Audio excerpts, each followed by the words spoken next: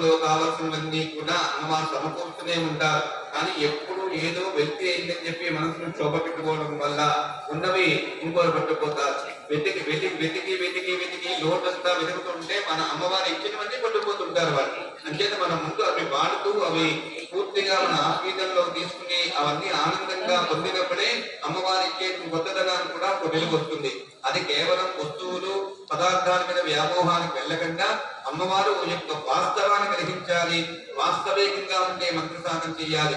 అప్పుడే మన గురువులు మనకు రక్షించేటువంటి ప్రమాణాన్ని తప్పకుండా ఆ బ్యాంకులో మన యొక్క మంత్రశక్తిని డిపాజిట్ చేసి అందరూ సుఖ సౌఖ్యాలు ఉండడానికి, అనేక తరాలు సుఖించడానికి కూడా మనకు ఒక అద్భుతమైన దారి వాళ్ళు వేసేది. కాబట్టి తప్పకుండా మనసా వాచా కర్మ సంకల్పించి ముందుకు వెళ్ళి మనందరం శరణవరాత్రుల్లో చేసే సాధన సాఫల్యాన్ని, వేద సౌభాగ్యానికి ప్రశాంతంగా పనికొచ్చే విధంగా మనం వెళ్దాము.